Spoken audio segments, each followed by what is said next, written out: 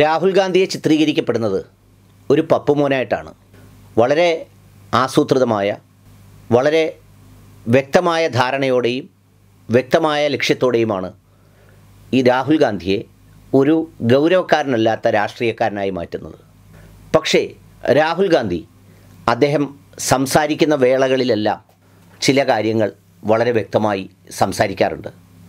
ആഴത്തിൽ വിലയിരുത്തി കാര്യങ്ങളെക്കുറിച്ച് അഭിപ്രായം പറയാറുണ്ട്. അതെ, അദ്ദേഹം ഇപ്പോൾ ഇരുത്തം വന്ന ഒരു രാഷ്ട്രീയക്കാരനായിട്ടുണ്ട്. അദ്ദേഹത്തിൻ്റെ ചിക്കാഗോ യൂണിവേഴ്സിറ്റിയിലെ വിദ്യാർത്ഥികളുമായി അദ്ദേഹം നടത്തിയ ഒരഭിമുഖം ഈ അടുത്ത സമയത്ത് സാമൂഹ്യ മാധ്യമങ്ങളിൽ അദ്ദേഹത്തിൻ്റെ പേജിൽ തന്നെ വന്നു. പലപ്പോഴും ഇന്ത്യൻ പ്രധാനമന്ത്രിക്ക് നേരിട്ടുള്ള പത്രസമ്മേളനങ്ങളില്ല. ആസൂത്രിതമായി നടത്തുന്ന പ്രസംഗങ്ങളും പ്ലാൻ ചെയ്ത് നടത്തുന്ന മൻ കി ബാത്തും പോലെയുള്ള പരിപാടികളാണ്. ഈ 6 വർഷത്തിനിടയിൽ മാധ്യമപ്രവർത്തകരുമായി ഏതെങ്കിലും തരത്തിലുള്ള ഒരു പ്രസ് കോൺഫറൻസ് ഇതുവരെ നേർക്ക് നേരെ ഇരുന്ന് അദ്ദേഹം നടത്തിയതായി എൻ്റെ ശ്രദ്ധയിൽപ്പെട്ടിട്ടില്ല. രാഹുൽ ഗാന്ധിയുടെ ഈ ഇൻ്റർവ്യൂ കണ്ടപ്പോൾ അത് മലയാളത്തിൽ അതിനെ സബ്ടൈറ്റിൽ ചെയ്ത് കുറച്ച് പ്രധാനപ്പെട്ട ഭാഗങ്ങൾ നിങ്ങളെ അറിയിക്കണമെന്ന് വിചാരിച്ചു. അതിൽ തന്നെ ഒരു പ്രധാനപ്പെട്ട കാര്യം, ഈ ഇൻ്റർവ്യൂ നടക്കുന്ന സമയത്ത് ഭൂമി കുലുക്കമുണ്ടായി. അദ്ദേഹം ഈ ഇൻ്റർവ്യൂവിനിടയിൽ ഭൂമി ഒന്ന് കുലുങ്ങിയെന്ന് തോന്നുന്നു എന്ന് പറഞ്ഞ് നമുക്ക് തുടരാം എന്ന് പറഞ്ഞ് വളരെ നിസ്സംഗഭാവത്തിൽ നിർഭയനായി സംസാരിച്ചു പോകുന്നത് കണ്ടു.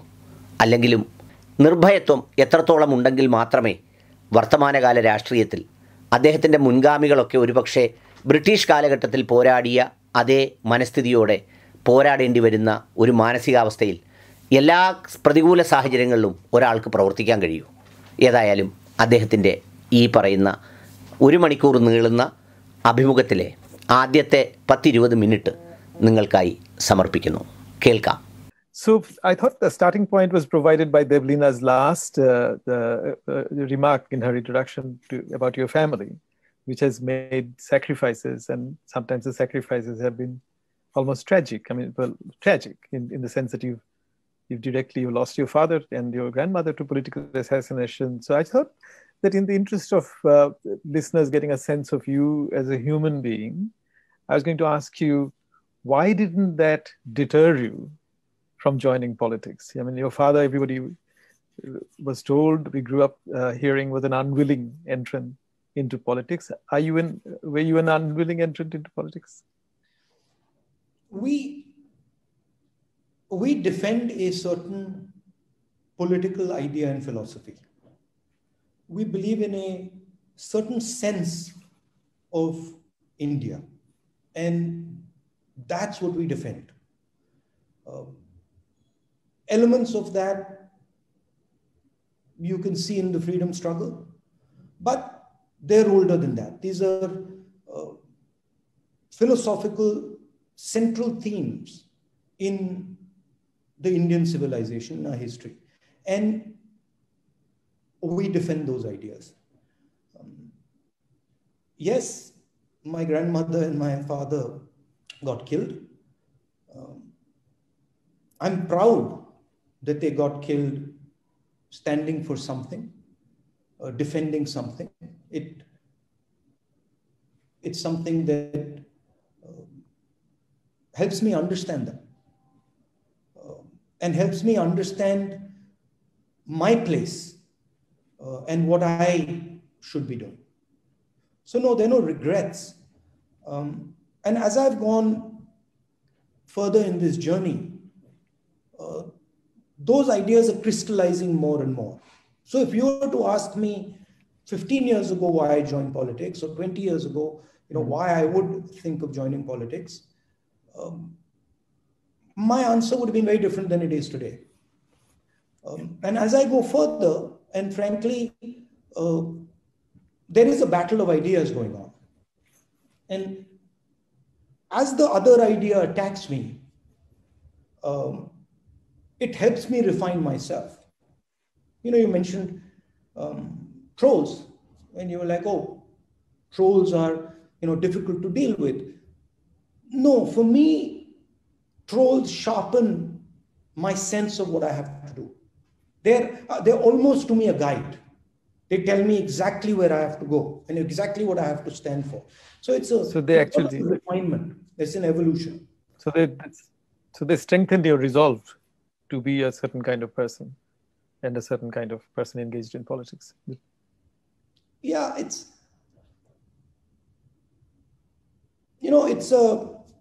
I mean, I don't want to get, into the philosophy, but it's more than resolve. It's why you exist. Right. Okay. Right? It's the reason for your existence. Okay, For me, I simply cannot sit there. And it's not just Indian people. I simply cannot sit there and see some injustice being done to someone. I just can't do it. Right? It irritates me. It keeps me up at night. I'm like, this just isn't right. Right. And so strangely, the idea that attacks me invigorates me. It gives me life, which is something I would have never understood. Right. 10 years ago. Yeah. So my sense is, bring it on, please. More and more of you come, because you're teaching me. In your Indian tradition, you are my guru. I honor you and I respect you. Now come, give me more, so I can further refine my understanding. Okay. So actually, again, going back to your family's involvement, and it goes back to the days of Motilal Nehru in freedom struggle. But I was thinking of Panditji and his generation, who made the decision, which I think was a world historic decision, to give the vote to every adult Indian. And their generation had grown up reading John Stuart Mill, people like John Stuart Mill. And people like John Stuart Mill argued very clearly that you can't have universal adult franchise before you have universal adult education. And India defied that wisdom. Indian leaders, our leaders, they had faith in the masses. And therefore it was a kind of world historical experiment that they began in terms of world history. This had never been seen before. So, and now, this Democratic Republic will be 75 soon. And when you think of Indian democracy, how do you think it's fared? What are its strengths and what are its weaknesses in your view?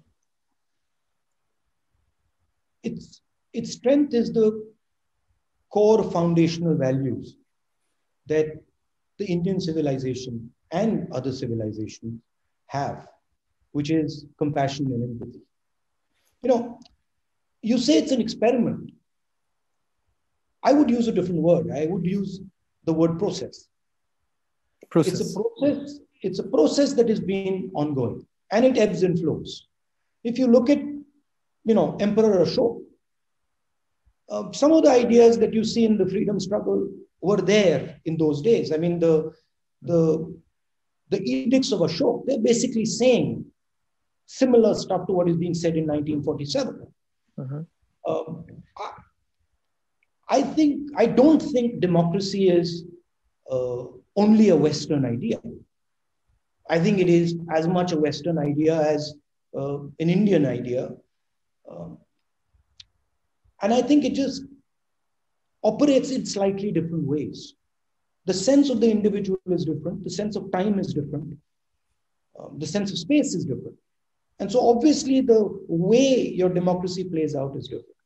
And also it ebbs and flows. So you go through a sort of process where you get the democratic impulse, and then you get a counter to that impulse, and then you get a democratic impulse again. So I'm pretty confident that this is just one of those sort of ebbs, and we'll move out of it.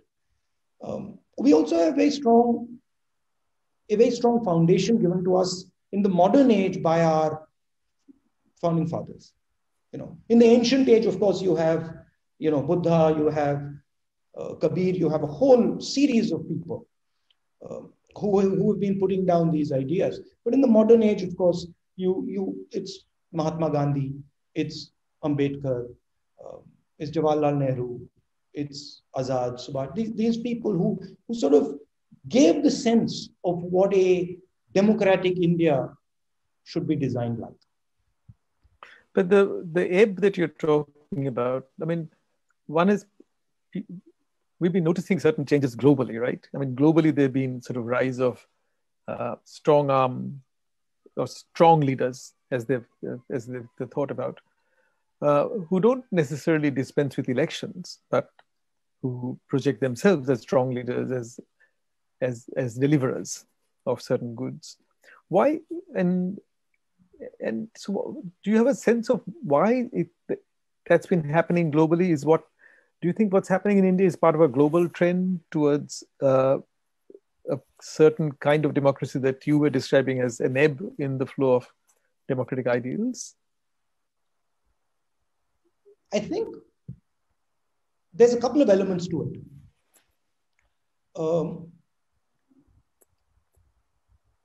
If you look at the world today, essentially manufacturing is controlled by the Chinese and by certain countries in Asia. Mm-hmm. West is no longer part of it. And India is also no longer part of it. The thing is, if you want to give people jobs at scale, the only route through is manufacturing. You simply cannot give people jobs at scale, at least in a country like India, in a country like the United States, with the idea of servicing. It's an element, it's a part of it, but without manufacturing, you cannot do it. And put very bluntly, the Chinese, because of their structure, their authoritarian system, the PLA, the Communist Party, have successfully carried out this so-called manufacturing miracle. To me, they were helped by large Western and Indian capitalists who wanted to actually just parcel out the problem, the social problem of a factory, to someone else. You know, when Trump got elected in the US, and many of my colleagues, myself included, we were all surprised by it, and living in a democratic state like Chicago and living within the bubble of university, it was very hard to tell that somebody like Trump would actually get elected. My colleagues started teaching courses about Trump, but they were all wise after the event because we didn't expect it. But the usual explanation given was that people who felt deprived because of globalization, people who felt they'd been left behind by force of globalization, Trump gave their resentment and their anger a sort of face. Whereas in India, if you think of BJP and their success over the last more than half a decade, they're riding not just on the resentment of the unemployed or the masses of young people. I mean, they're there as a factor, but a lot of support are actually coming from educated, moneyed people, established people. I'm personally surprised. You know, I went to one of the IIMs for my postgraduate degree, and I'm a product of Nehru's age. You know, scholarship generation, cheap subsidized education. That's what we grew up on. And then many of my friends actually made money, going through IIM and became rich. But there's a profound rejection of the Nehru years in them. There's a deep rejection. Profound is not the right word, but it's a visceral reaction. So what interests me in understanding about the Indian situation, and maybe you'll be able to shed some light on it, is that why is a bulk of the educated consumer classes, middle classes, upper middle classes, shifted towards BJP? Because realize that in a country like India, where you have millions and millions of poor people who you have released from the village into urban India. So it's a huge, huge, powerful force. And now suddenly they feel that the dream that was sold, the Bollywood dream, the Lux soap dream, it's not working out. They can't get a job. There's tremendous anger over there. And that anger is going to turn potentially on your friends. That's where it's going to go. So you got to distract that anger. You got to take it somewhere else, because otherwise you got a real problem. So it is a sense in the elite in India that Nehruvianism has unleashed this mass of poor people who didn't ask questions, who didn't really bother us, but who now suddenly are on the loose. I mean, I was in Uttar Pradesh. I'll tell you a story. I was in Uttar Pradesh and during one of the elections, and I walked into a house and started to talk to the gentleman. In the conversation, I said to him, how are you feeling? And he said, well, I'm doing well. So I said, this was UPA time. I was like, oh. And I said, you've got a scooter in front of your house. And you told me your daughter is sort of a lawyer. So you've done well. So then he looks at me and he says, it's all your fault. So I was a bit taken aback because I was campaigning, right? So I was like, okay, it's all your fault. I was like, oh. So I was like, what do you mean? He's like, 20 years ago, when I used to walk out of my house, society used to look at me and say, देखिए, Pandit ji ja rahe hain. He says, today I get out of my house. I have money, but I don't have that place in society that I used to have. And this is, in his words, Jawaharlal Nehru's fault. Because he unleashed these forces. He unleashed these forces. Now, my point is, and the Congress point is, this is India's power. If we don't unleash this, what do we unleash? If we don't challenge this social structure, what do we challenge? If we don't question the right of someone just because he happens to come from a place in society, what are we doing? So that's the conflict. And Mr. Modi actually sells that dream that you can put this genie back in the box, that you can just shut this thing down, and all these people who've come out, who are asking for their rights, who are demanding Manrega, who are demanding all these things, they'll just go back home. They won't. No way. And it's something that as a nation we have to deal with. We have to embrace it. And I realized something in that conversation, which for me was a very profound political insight, that it's not good enough for me to just push that process.